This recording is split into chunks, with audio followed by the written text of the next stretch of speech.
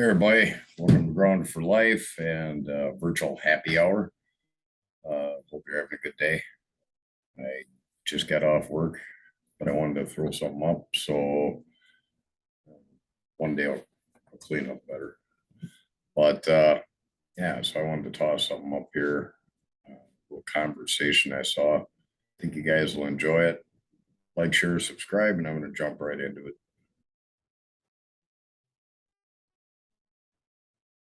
Set this up here.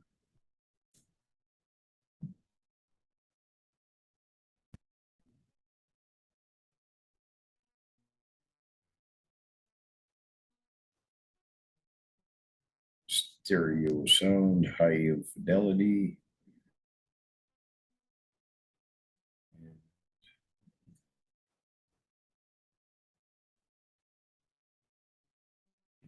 I guess I'm gonna have to do that. That should be okay. All right, I'll leave my meeting controls up there, I guess. It shouldn't be in the way. So here we go. Today by Lloyd Brunson, all right, from Utah, and he's got an amazing case that he and his brother have put before the Supreme Court. We're going to talk about that. You're challenging the immunity of Congress, and I heard you talking with Juan O'Savin, Nino, and the Ghost. You guys had an exceptional show.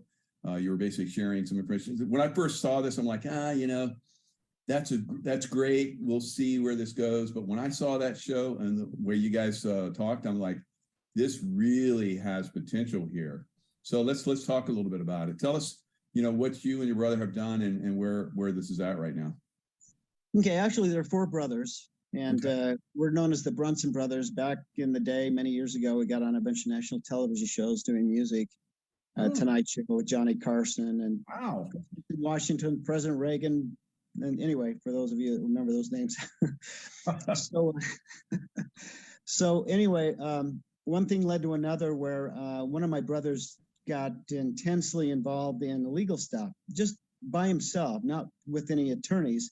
He had some properties that were affected by the subprime mortgage bundling that bungled everyone's, real estate values. Absolutely. And so he was pretty upset with that and how that all happened. And it's like you couldn't really trace who owned the property. It was really weird. So he got upset and he decided he was going to learn how to do lawyer stuff instead of paying thousands of dollars to lawyers. He decided he's going to learn it and do it himself. So there you go.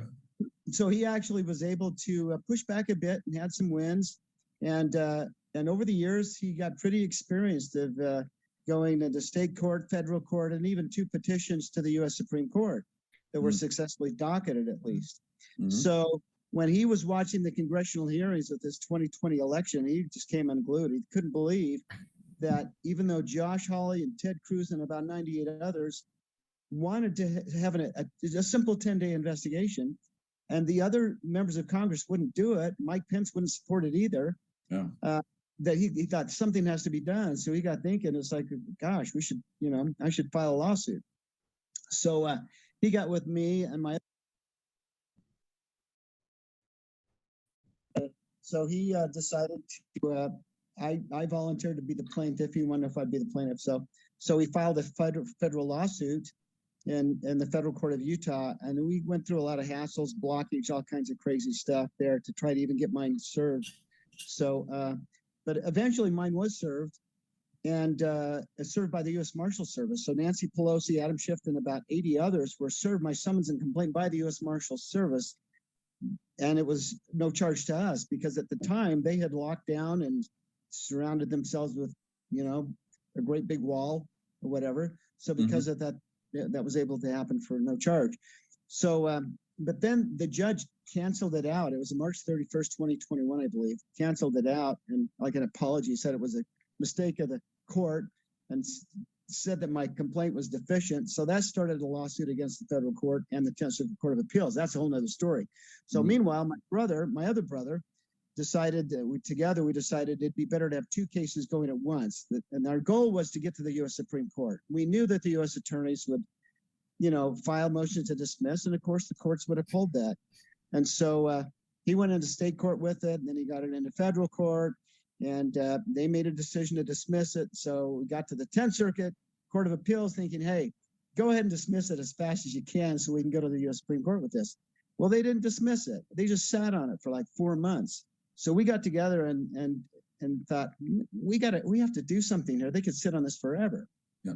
So we put some pressure on my legal-minded brother and said, you've got to find something. There has to be something that you can use to go around the 10th Circuit. And he did. He found Supreme Court Rule 11, which if you get a petition to the court under Rule 11 and they accept it under Rule 11, that means they agree with you that it's a national emergency type of case. And when it's a national emergency type of case, they can accept it under this special rule without a decision from the 10th Circuit Court of Appeals. Excellent. So, yeah, so we got that all together, and it's quite a process. You have to have a special format. There's word counts. The format is really complex, and it has to be bound. They want it bound. And so we got it all done, and we sent it off overnight, U.S. mail, and just hoping with a prayer that we would that they would accept it, that they would docket it, and if they did, that would be great. We were afraid that they would just send it back, say, nope, you got to go to the 10th Circuit. This is not an emergency. This is just another, you're not happy with the election, whatever. And so, but 5 days later, we received a phone call, and my brother took the call. He's the plaintiff, Roland. And they told him that they had decided to accept it under the Rule 11, and we didn't need to, worry about the 10th Circuit Court of Appeals now making a decision. But this phone call was very interesting because not only did they say they would accept it, they actually requested that we put more documents into the petition that aren't required documents. They wanted us to put the motion to dismiss from the U.S. attorneys into the document. So we thought, well, if we're going to do that, they were helping you. It sounds like. Yeah, absolutely. And they do. Nice. The courts are supposed to be helpful. They shouldn't just reject something without saying why they're rejecting anything. So it's like, okay, we'll do that. And so we put that together. Mm-hmm. And let's see, what did okay, so they told us that they would accept it. So we put it together, and just about when we're going to send it off, all prepared for all this work, we get a notice from the 10th Circuit Court of Appeals that they made a decision. So it's like, well, what do we do now? This is really good news because that's what we wanted to begin with. But so we called the court and said, we've already got it printed. It's like, what should we take that Rule 11 out, or should we leave it in? It doesn't matter. And they said, no, take it out. You don't need it now. Just get it to us as soon as you can, and make sure you put in what we requested you put in. Now, this is the interesting part of the conversation. Yeah. They said, how soon can you get it to us? And my brother said, well, I think we can get it to you in a couple of weeks.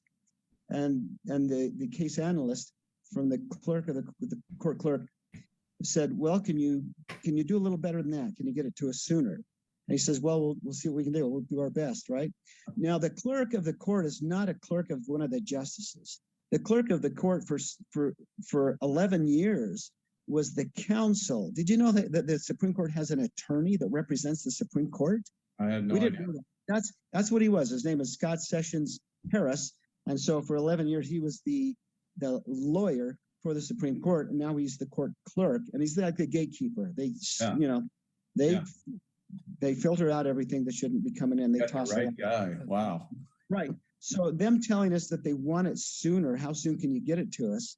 Is just like, wow. So we're pretty excited. So instead of getting it to them in 2 weeks, we got it down to a week. We sent it on a Thursday, which was October 20th.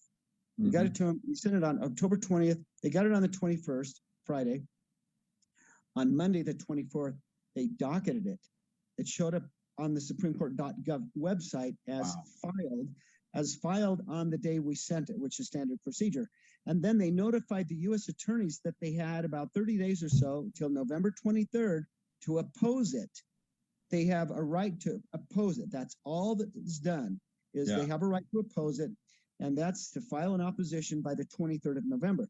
So the 23rd of November. Well, it sounds to me like, it's almost like they were waiting for the record, because we know the states filed, we know that all these different people were coming forward. it's almost like they didn't have the right thing they're looking for, and you Right. guys just happened Right. to bring that thing. They're like, We, finally somebody figured it out, because Yeah. they couldn't, like, Good push point. it, because that would be Good like, point. oh, you're involved in it, and then you gotta, extricate yourself from it. So somebody finally, you guys amazingly came up with the right thing. Yeah. Let me share the screen and keep talking. I'm gonna show Okay. everyone the actual the date that you guys put it out there and everything. So this is pretty amazing. So here it is, Yeah, so- October 20th. So yeah, so it shows that they received it the 24th. There's another stamp at the bottom of that document that'll show that they received it the 24th and filed Okay, there on you the go. 4 days day before. It looks funny that they filed. It shows filed 4 days before they received it, right? But I believe that's standard procedure that they show it filed the day it was mailed. So now the U.S. attorneys have until the 23rd, right? So every day is kind of a tomorrow's Christmas, right? So Yeah. the days go by and we hear nothing from the U.S. attorneys, not a peep, and we keep checking the docket. So like Yeah. days go by. Finally, the day it's due, the day before Thanksgiving, like early afternoon, and it's later in New York or Washington D.C. Finally, we see something on the docket. It just kind of blows our minds. We're notified also that the U.S. attorneys are no longer representing the 380 defendants, and that there's a new appearance. They call it appearance for those lingo term. Anyway, so the new attorney is the United States Solicitor General, is now the attorney representing the 388 defendants. Right. And not only did she file a notice of appearance, basically that she's now the attorney representing the defendants, but she also filed the waiver that we had sent to them, giving them an opportunity to waive their right to try to stop this petition before it goes to conference. Mm-hmm. So they waived the right to oppose it. Now, something has happened today that's kind of a breakthrough. So now what happens is, so it's supposed to be scheduled for conference, right? Yep. After that, it's all ready to go. They can schedule for conference. So we've been watching the docket to see if there was some date set on the docket for conference. And conference is in a way, it's a hearing without any of the litigants, without anyone representing either side. So conference, for those of you who don't know, is when the 9 justices get together after they've had like several weeks to study this out. They get together, they review it, they talk about it, and then they take a vote. So all 9 justices vote on whether this is to move forward to a full-blown hearing, or I call it trial, or not, or to just stop it dead in its tracks. And so today, we saw that the docket shows that they have distributed this petition to the justices for conference. So it's been distributed to the justices, and they've set a date for conference. And the date for conference is January 6, Okay. 2023. So think of the significance of that date. That's why this lawsuit is filed, because of what happened on the 6th of January. So that's where we are today. That's the latest update. Yeah, so I know that there were some questions, maybe it'll be this Friday or the second Friday, but now it is definitely locked in for January 3rd, huh? 6th. Oh, 6th, January 6th. Okay. Yeah, that's the day they refused to launch a 10-day investigation. So it's the 2-year anniversary of that. Wow. And, so this is, we're pretty stoked about it. That's amazing. So I was going through all those names, and there's quite a few of them in there. It's got Nancy Pelosi, of course, Joseph. What is it? Bidenet? I didn't even know he had a crazy name like that. Yeah. Wow. I just saw that on there. I'm like, what? So he's got a crazy middle name, and I don't think anyone's ever seen that. At least I haven't. Who knows? Joseph Robin Bidenet or Robinette? But yeah, is it Robin? Yeah. I forgot too. Is it? Yeah. Wow. Yeah. Let me pull that back up. So Sure. that'll give us Was it Joseph Robinette Biden? Is that what it is? I think it's Joseph Robinette Biden. Gosh, you got me confused now. Yeah, sorry. Yeah, it is That's Joseph Robinette. Yeah, Robinette. So that's pretty interesting name.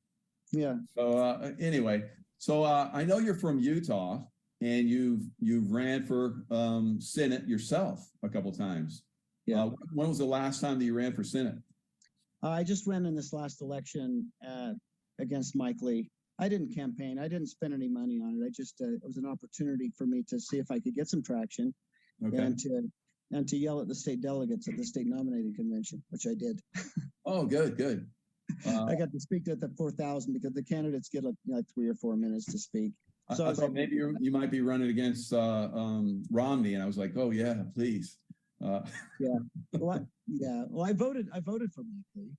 Yeah. But it was an opportunity for me. We were off course on the Constitution in some pretty significant ways, and so I Oh, how bad he was. Yeah.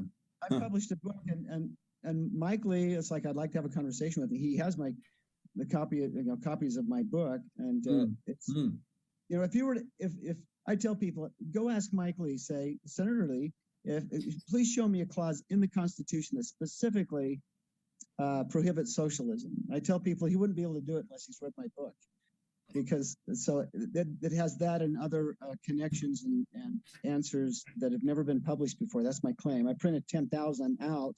People can go to 7discoveries.com and they can click on a link there that will show them the whole history of this lawsuit, the lawsuits leading up to it, the 3 cases, and everything having to do with what happened there. And if people can just go and make a $1 donation, that would be fantastic. That lets us know that they're supporting this, that they're aware of it, that they're with us.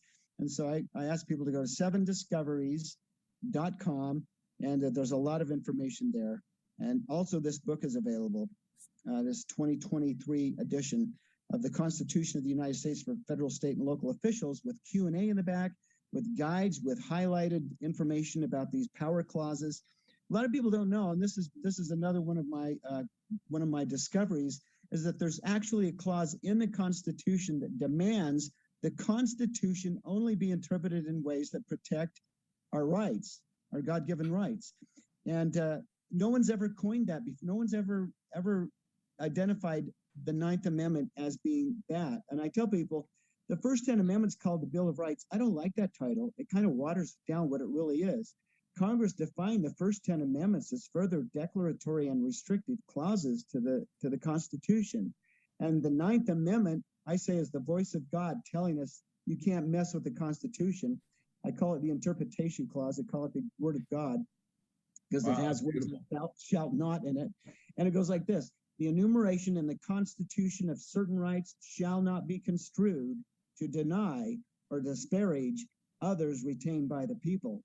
No misconstruing the Constitution to benefit public officials in the government at the expense of the rights of the people. And so that's one of my discoveries that's never been coined that way before. And there are others in that book that's available at 7discoveries.com if people want to get that is absolutely incredible. I've never looked at it that way, but a lot of people like look at the Constitution and say it's like it's on a different level, and that just puts it in that category. That doesn't it? Look at it like the voice of God. It's like, yeah. Wow, that totally makes sense. Very good. Well done. Thank you. Thank you. I love it. You want to hear another discovery, or we can do that another Absolutely, time? yeah. Please. Okay, we'll get back to the socialism question. It's like, show us a clause, representatives, in the Constitution. We hear about the First Amendment, we hear about the Fifth Amendment, we hear about these other amendments, but show us something in the Constitution that prohibits socialism. No one has ever referenced a clause. You hear, oh, socialism isn't good, but we have people like Bernie Sanders that they represent themselves as socialists. It's like, is there a clause? And I've talked to some scholars, constitutional scholars, and I had one. We were doing a little podcast, and asked him that question. He says, "Well, I'm afraid the Constitution doesn't quite cover that, and so we have to have socialism." And it's like, wait a second. Let's look at the last line of the Fifth Amendment. That's one of these declaratory and restrictive clauses. Let's look at that last line. It says, "Nor shall private property, which includes your money, be taken for public use without just compensation." Yay, Okay. that is huge. That's so huge. That's very important. Very That's good. a power clause. And so I tell people, hold your representatives accountable, show them that clause. Now that raises a lot of questions, because think about it. That's also the definition of taxation. Having your private property taken from you, having your money taken from you for public use without just compensation. So I say that clause nullified all the tax clauses in the 7 articles. Oh, It you're a abolished hero them. to the American It gets people rid right of them. there. Right. So then it raises the question, well, how are we going to fund government? And my book answers those questions. The Constitution is divine. It's so incredible that if we get our butts in gear and repent, we can have a completely tax-free system where none of our property is taken from us to fund government. The answers are in the book. Absolutely, absolutely. And this constant taxation of our lands, you know, it's Yeah. like you're never gonna, like, you know, be out of this. You don't own it. Right. It's Exactly. that's the most ridiculous thing ever. So yeah, I totally agree with you, Lloyd. Wow, you Yeah. need to be a senator, maybe even Oh, above. listen. So Let me say one more thing. I tell Yeah. people, I say, just as a little sample of this, when $1 trillion is created out of thin air by the privately owned corporate, Right. privately owned Federal Reserve System, Federal Reserve, that yeah. $1 trillion is profit. And it's profit for the central bankers before interest. Mhm. They're stealing that. They're nonprofit. They're supposed to return every bit of that. That belongs to the Treasury. So when $1 trillion is created out of thin air, it's not supposed to be tax debt for us and profit for the central bankers. It's supposed to be profit for the Treasury, therefore eliminating the need for taxation. And therefore, we need to make sure to protect the value of that currency, that we get rid of socialistic practices, we get rid of corrupt spending, and we do it right, and we can have a completely tax-free system. That's fantastic. Anyway, so it talks about that in the book. Now that's fantastic. Now I love Utah. I was in Utah many years ago in the early '80s when I was in the SEAL teams. We went to Salt Lake City, Dugway Proving Grounds, jumped in. It was one of the hardest landings I've ever had. It was back when we still did the static line parachutes. So we jump in, my feet hit the ground, my head hits the ground like bubble because it went so windy. Oh, And then we hiked for miles throughout the night and got on top of a mountain. And it was back when I could talk about this now. For many years I could talk about this, but we had a laser target designator. It was like almost like a big rifle, and it had a battery and it had a little scope in it, and you would put it on a target and you would pull the trigger and it would laze a target. It would create a heat signature, and a jet would like release a bomb, and then the bomb would, like, you know, and the cone was a thing that would match to it and go boom. And I remember doing that. It was the first time I'd ever done, and I was the guy, and the bomb went right into the target. It was like, whoa, we were like, yay. Of course, wow. you know, now they can GPS any bomb anywhere in the world. Sure. Oh, okay. That was a big thing. Yeah. So I got, that was Utah is absolutely gorgeous. Wow. Did you ever jump out of planes? Yeah. Were you a jumper? Yeah. SEAL teams. Okay. Yeah. Mhm. Did you ever jump out of a plane with an SADM on your back? Yeah, I did actually. Okay. That was That's part of that cool. program too. Yeah. So Yeah, I have a friend that's retired Special Forces Army, and he was a jump master. He just told me some Nice. story. You guys are wild. I know that's a different division, but you're all related. If anyone wants to look that up, you can actually look that up online. So it's actually it's a backpack nuke. So there was the same thing. A lot of the stuff I used to do a long time ago, you know, it's no longer classified. Now, I know. you could have done many things. You could have gone after the border problem. You could have gone after, like you're talking about, taxation's an issue. There's all these different things that are going on right now. Yeah. But you guys have gone after the vote. Now, I think, and I believe you guys think the same thing, that is the key, because who is running this game is either going to run it into the ground like they're doing right now, or they're, like we had with Trump, they're going to build it up. What do you think? Well, and actually, we're not going after the vote or the Right. results of the election, you know, but it's related to the vote, of course. We're Mhm. going after them for not investigating. That was a huge, as Nice. you can recognize it as a huge national security breach. There you go. Yeah. That's where you're And so getting. That's where you're getting away with it. Good. Yeah, so that's why it's not about Republicans or Democrats. It's about Right. everyone that's entitled to an honest election. And the fact that Brilliant. 100 members of Congress, credible witnesses, said, hey, there are crimes that have been committed. When you go to a police station, you have a couple of people and they say crimes have been committed and they won't investigate it. They become part of the crime. They become accomplices to the crime. So Right. the fact that these 387 defendants or whatever we have refused an investigation, they right at that moment, they became part of the crime by Mhm. not investigating. We have to have investigation because look at what it would have done. All this talk and complaining about election deniers, it would put that to rest. And they didn't do it, and they were required by law that they were supposed to do it, and they Yeah. didn't. So they're subject to well, the civil prosecution. And this petition actually includes the whole complaint because it's a national emergency.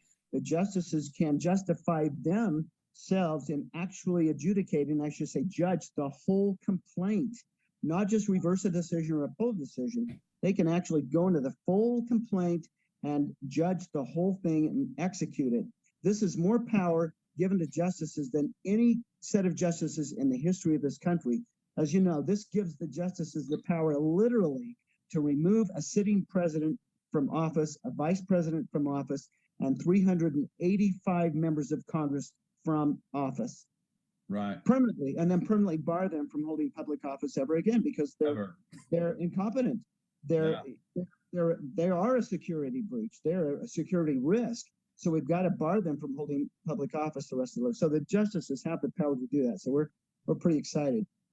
Yeah, very nice. So that will be the ultimate that could happen with this. And Yeah. I know you guys were talking about this, and it made incredible sense. That makes sense why they're taking this on. Yeah. Because it has the potential of basically just shutting all of the craziness down. Because everybody's like, oh, we're going to go to civil war and all kind of crazy. Everybody's all worried about that. This would just shut it all down. It's like, no, they committed a crime and they're out of office, period. Well, the transition could be absolutely seamless almost. Okay. The sergeant at arms could simply be delivered by the U.S. Marshals. U.S. Marshals could go to the sergeant at arms with a court order with a list of defendants, and the sergeant at arms would simply remove the credentials of 385 members of Congress, scratch them off.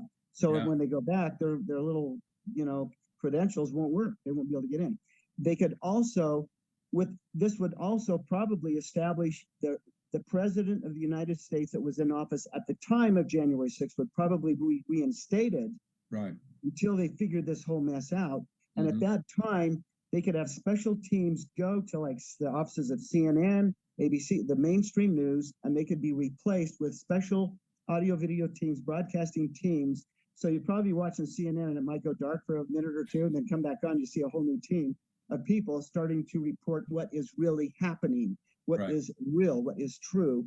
And so and then all the rats disappear when the lights come on, right? So I think it could be pretty smooth transition, and it would benefit everyone, regardless of their political persuasion, because every honest person wants an honest election. Wow, that's incredible.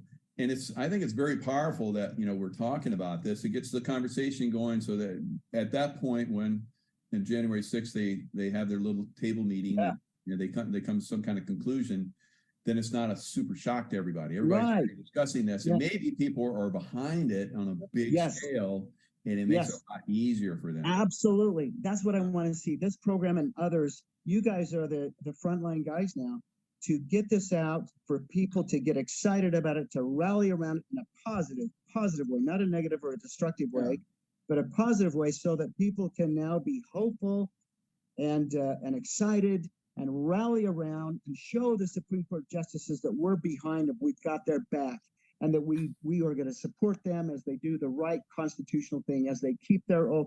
We're there to support them and defend them and hold them up as heroes. That's beautiful. Well said. So there's another gentleman that's we're actually in Congress, Burgess Meredith, that I had on my show probably about a year and a half ago.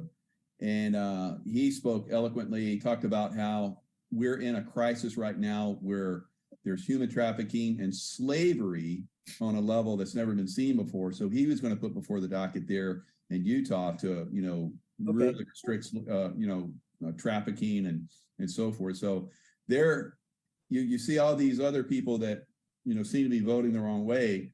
You're going to see all that go away potentially. Yeah. And you're going to make the point where they would even come all the way down to your the lowest level throughout the whole states, because people would be held accountable on a very significant level all the way down. The oath being binding would be a real thing now instead of a fictitious thought. They think, oh, you just take my brothers and I produced a documentary in 2012. It was called The Oath of Office, the thread by which the Constitution hangs. My first interviewee was Mike Lee before he was a senator. And I said on camera to him, what's the penalty for breaking the oath of office? And he said, you'll lose the election.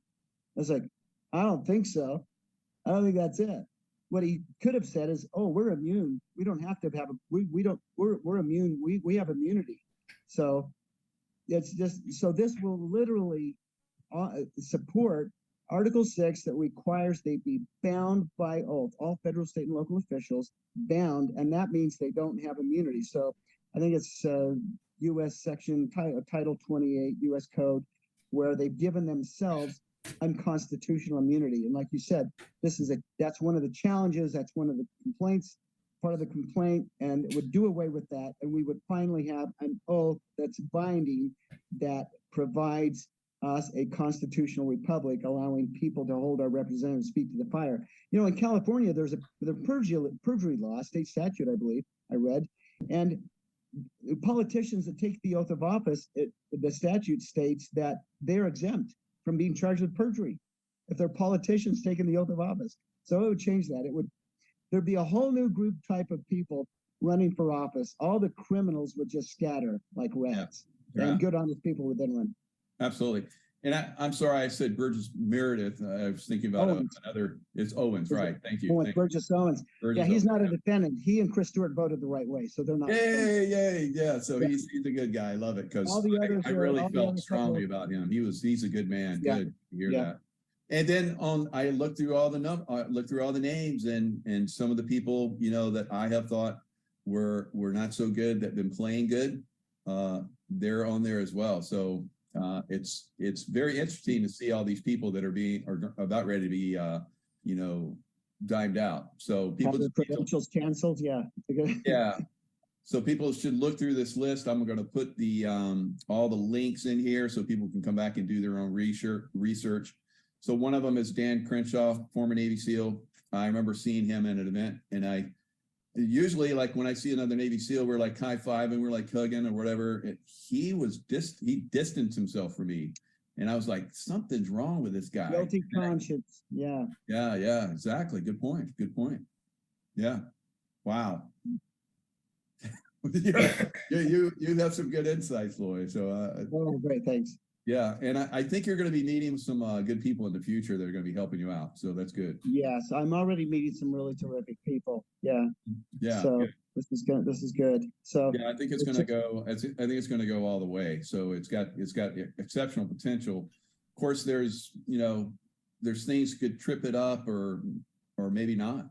But you guys too many miracles. There are too many miracles that have brought it this far. No kidding.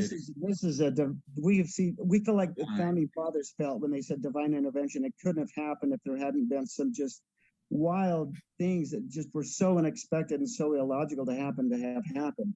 So that's just happened our whole lives leading up to this. We feel like our whole lives we've been here for this purpose, and this is where we are right now.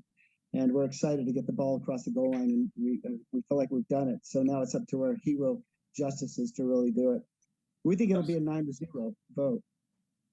Wow, you think that much, huh? Yeah, absolutely, because it has nothing to do with politics. Nothing to do with politics. It's about investigating crimes when they're reported. And national security. It's about national security, nothing else. So that would be very exciting, but. Yeah, along those lines, if someone didn't, it would be because they were being political and not. Well, they would be accomplices to the treason. They would be like the bad cop, and so it's a checkmate, in my opinion, and it's an opportunity for them to help themselves, help America, help justice. It's just a good guy thing to do, and if they want to be on the wrong side of history of this, I wouldn't want to be one of the justices that was going against having an honest election. So I think there's a chance we'll see it move from conference and possibly a 9-0 vote. If I were a liberal justice, I'd fall in line. It's so obvious. It's about truth and honor and the Constitution and a binding oath. It's just so simple. That's absolutely beautiful. So the number 7, discoveries.com. yeah, 7discoveries.com. Yeah, you can make a dollar donation. I ask people, just go make a dollar donation. Let us know you're out there. Let us know you're aware of this. Just go donate $1. And you can download the complaint. You can look at all the causes of action. You can look at the reliefs, what we're asking to have happen. And it's like an expose on the Constitution and the oath of office. So please go do that. Thank you. And where's your book at, man? I want to get that. That sounds awesome. It's there as well. It's we've run out. We've printed 10,000 over the last couple of years or so. We've run out just recently, but we're having more printed. So there might be a week or two delay. We're also available as the petition. It's the exact what we sent to the Supreme Court, and we downloaded their cover, so it has their official stamps on it that you just showed, and it's the perfect bound exact replica for $30. You can get one of those, and that includes priority mail shipping. So nice. And then you could, so you get the book and that, and then you can download. Yeah, I think you can download a PDF version of the book as well. Yeah, it looks like. Oh, okay, good. So yeah, I'm excited to read that. Okay, super. It's on a different level, like we were just talking about. Yeah. And we'll have to come back on again and talk about it. Yeah, that'd be good. Yeah, that'd be really good. All right, Lloyd. Thanks so much for coming on. You're tracking on the right path. You're very steadfast, and that's what you need. You're like the Navy SEAL of the law, and you're going after. All right, great. Coming from you, Michael, that's pretty great, man. You don't spread compliments like that around too easily.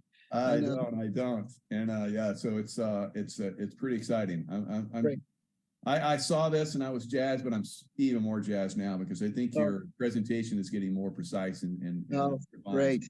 You revealed some really nice stuff. Thank you so much. Super. Lloyd. Thank you. And thank your wife. She was terrific. Yeah, definitely. Yeah. She's quite the manifester. She got this going right away. Yeah, she's smart. She's great. Thank her. Excellent. Yeah, definitely. All right. Thanks. Okay. Thank you.